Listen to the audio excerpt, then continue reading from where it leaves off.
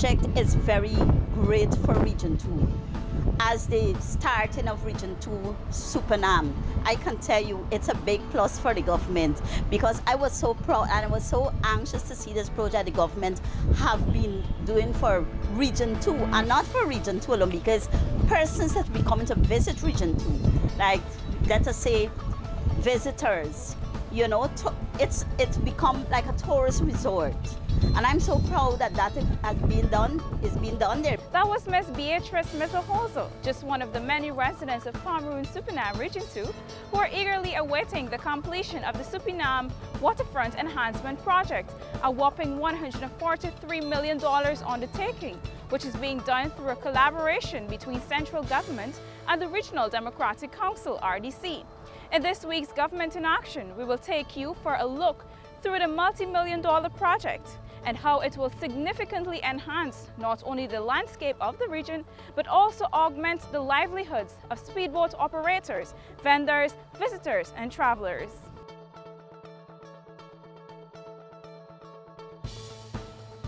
In order for residents to function effectively in their communities, it is important that each community is equipped with basic services. These services include the required infrastructure to provide ease of access to and from the communities, as well as access to health, education, and other facilities that aid in improving the quality of life. In 3 years, the coalition government has spent hundreds of millions of dollars on infrastructural development in order to provide equal access. While resources are limited, the government has committed itself to improving the infrastructural landscape of the country through the development of a world-class road, river, and air network to spur economic activity. Included in this grand scheme is the Supenaam Waterfront Enhancement Project. President David Granger has time and time again said that his government is serious about the development of all regions in Guyana, whether hinterland or coastland, and will ensure that all Guyanese are able to benefit from projects, programs, and services which can improve their lives. The President said that already the groundwork is being laid to ensure that inequalities in public education, incomes, public infrastructure, and access to public services between hinterland communities and the rest of the country are eliminated. At the commissioning of a new bridge in Waikinipa, Cameroon, Supenaam on December 17, 2017, the President said that no village or resident, regardless of geographic location, would be left behind under this administration. I believe in equality. Yeah. The two showers referred to what I said about breaking down the differences between coastal and hinterland. I really believe that.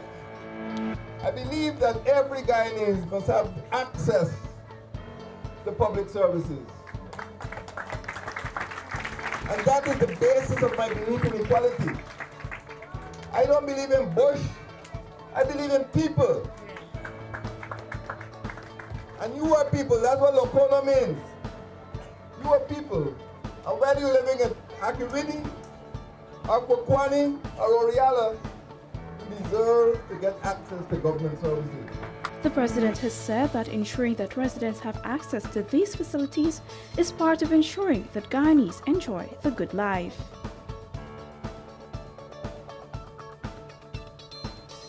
The project commenced in April 2018 with an expected completion date of March 2019.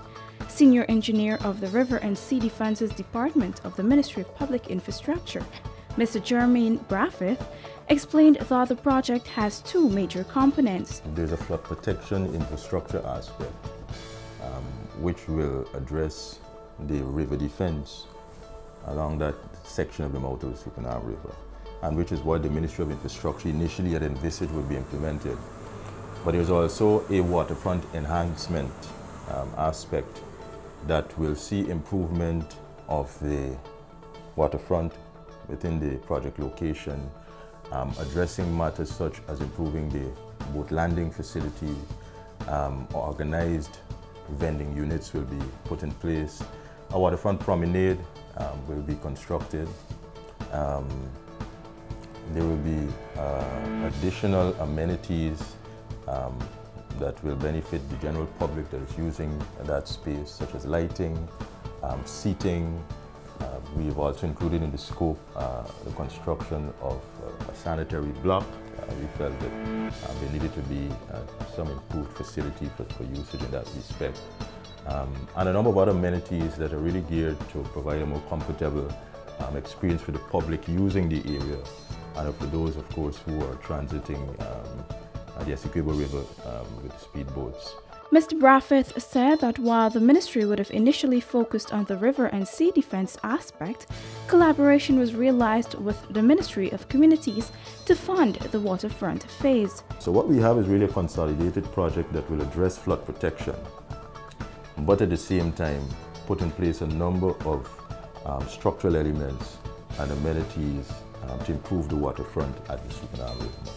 With regard to flood protection, the senior engineer said that the Ministry of Public Infrastructure has, for some time, been monitoring the Supenaam River mouth in terms of flood defense. While there has not been a major issue there for most part, it was recognized that there is a section that was underprotected with inadequate revetment in place. The ministry therefore thought it best to reinforce the structure, while at the same time planning and catering for chances of increased sea levels. Where the enhancement aspect is concerned, many would know that the boat landing facilities at Supenaam itself were inadequate. So there was, for example, no arrangement or facility there for waiting passengers, seating for them to be covered from the elements. The ramp itself that was there for the speedboat deteriorated substantially. We looked at vending and having that better organized. We even considered a matter of parking. There are a number of taxis and minibus operators who would function in the area, provide transportation for those who are traveling along the Essequibo coast. But even the matter of parking of their vehicles was one that was not well organized. There was an opportunity as well to address that. And then the general waterfront space itself had potential for recreation. And so we considered that as another thing we could take advantage of. While the project was initially expected to be completed this month, it has been pushed back to March 2019. Mr. Braffith explained that there were numerous challenges that had to be overcome and justifiable extensions which had to be given to the contractor. Our deadline currently, based on arrangements with the contractor and their pace of working and certain adjustments that have had to be made at the end of January, but we're recognizing that because of additional setbacks, it is likely that actual completion will be achieved around the end of March. So that is the date that we will express as clarifications come through in terms of when will we see substantial 100% completion handing over of these facilities at the end of March 2019. With the Public Infrastructure Ministry plugging $109 million into the project to take care of the river and sea defense aspect, the Ministry of Communities under the Regional Democratic Council has committed $34 million, which will primarily address the installation of vending units and other matters of enhancing the aesthetics of the area.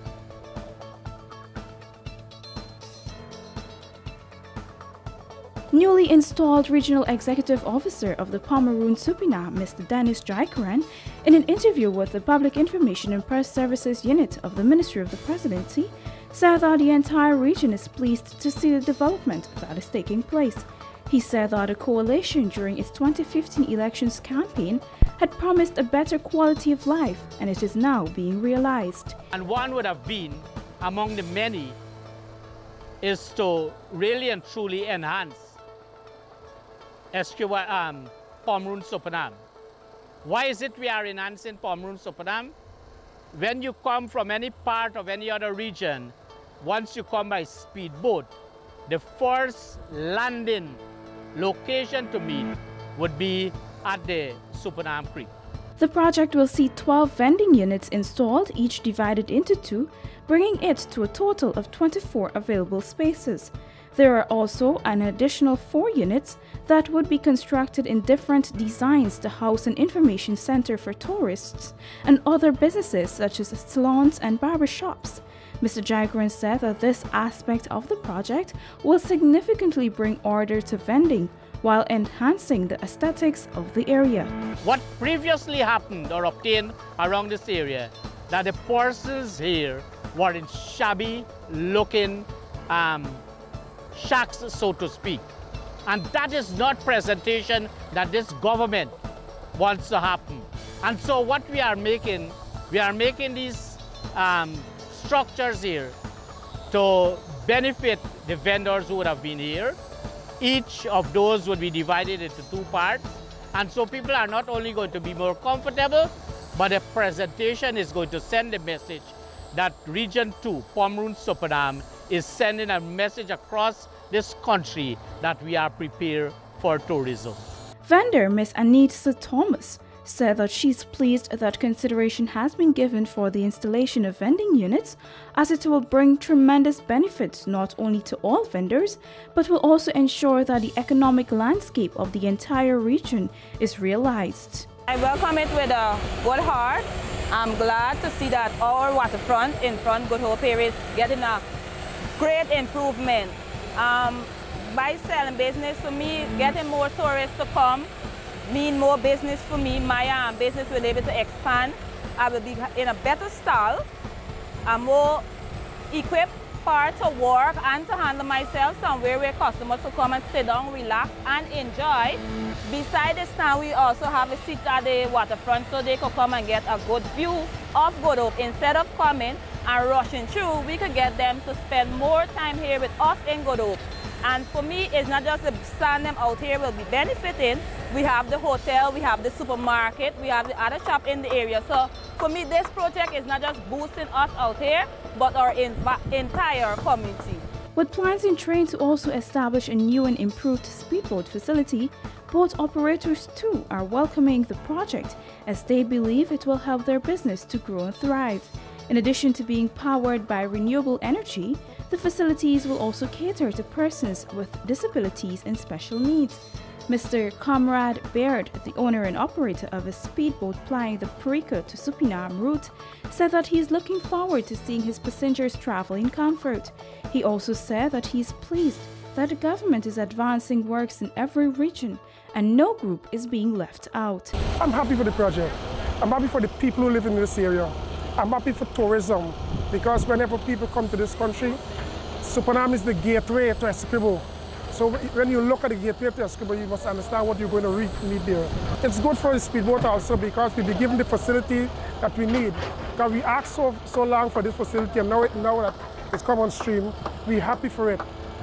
And people be comfortable traveling and embark and disembarking from the speedboat. Mr. Hardat Narayan, a businessman from Lima Village, said he too is looking forward to seeing residents and tourists flocking the location and traveling in comfort once the project is completed. I think it's one of the most wonderful projects would ever happen in Region 2 for years because it's the gateway of our region coming into Region 2, and coming into Region 2 would give us an ideal picture of Region 2. The coalition government therefore continues to work towards ensuring that a good life is enjoyed by all Guyanese. Not only will this project provide better services and access and enhance the aesthetics of the region, but will also bring massive economic transformation. I am Gomiti Gangden saying goodbye with this week's Government in Action.